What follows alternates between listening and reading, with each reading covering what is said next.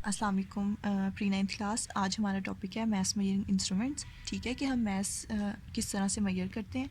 देखो, पहले ज़माने में क्या होता था कि हमने डिफरेंट किस्म के ना पॉट्स रखे होते थे।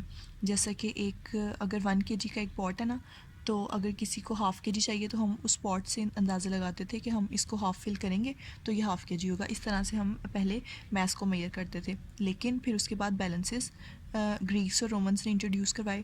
बीम बैलेंस यहाँ पे हमें शो किया हुआ है, ये आपने देखा होगा कि ये अभी भी काफ़ी जगहों पे यूज़ होता है। ठीक है, in a beam balance the unknown mass is placed in one pan. कि एक साइड पे आपने देखा होगा कि क्या करते हैं जब भी हम अगर कभी ग्रॉसरी करने जाएँ तो वो क्या करते हैं कि एक साइड पे अननोन मैथ्स रखते हैं। ठीक है, जो भी हमने चीज़ें लेनी होती हैं। एक साइड पे वो नोन मैथ्स रखते हैं कि उनको पता होता है कि 1 kg या 2 kg है। एक साइड पे वो रखते हैं और दूसरी साइड पे अननोन मैथ्स रखते हैं। ठीक है, तो इस तरह से क्या होता है कि हम बैलेंस करते हैं दोनों साइड्स को, और जब वो बैलेंस हो जाती हैं तो हमें पता चल जाता है कि जितना हमने मैथ्स इस साइड पे रखा है उतना ही मैथ्स हमारी दूसरी वाली साइड पे भी हो गया।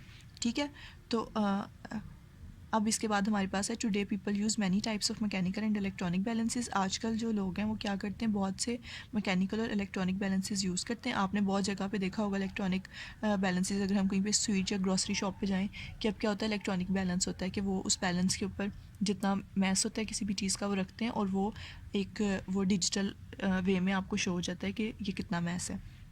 ठीक है, तो ये जो हैं ये ज़्यादा प्रिसाइज़ होते हैं बीम बैलेंस से और इजी होते हैं हैंडल करने से। ठीक है ना, कि वो हमें अगर बहुत स्मॉल वैल्यूज़ हैं ग्राम्स में भी हमें उससे पता चल जाता है। अब नेक्स्ट है हमारे पास physical balance. Physical balance is used in the laboratory to measure the mass of various object by comparison. अब फिजिकल बैलेंस से हम क्या करते हैं, मास फाइंड आउट करते हैं ऑब्जेक्ट का कंपेयर करके। ठीक है, अब इसमें क्या होता है कि एक बीम होती है।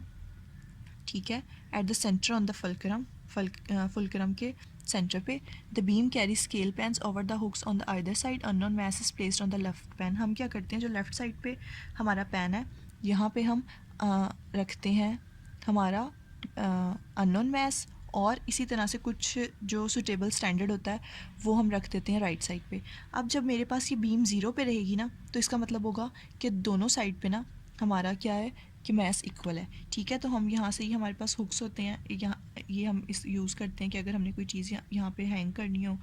ठीक है, तो इस तरह से क्या होता है कि जब दोनों साइड्स पे मेरा जो मैस है वो इक्वल हो जाता है तो ये बीम ज़ीरो पे आ जाती है। अदरवाइज़ ये बीम या इस साइड पे या फिर लेफ़्ट साइड पे होती है। अगर लेफ़्ट साइड पे मैस ज़्यादा होगा तो ये लेफ़्ट साइड पे होगी, अगर राइट साइड पे मैस ज़्यादा होगा तो राइट साइड पे होगी। और अगर दोनों साइड्स पे हमारा मैस इक्वल हो जाएगा तो ये बीम मेरे पास ज़ीरो पे आ जाएगी। इससे मुझे पता चल जाएगा कि जितना मैंने मैस नॉन रखा था, जितना इस साइड पे रखा था, उतना ही मेरा मैस दूसरी साइड पे भी हो गया। ठीक है, ये बच्चों हमारा आज का टॉपिक था। होप सो आपको समझ आ गया हो।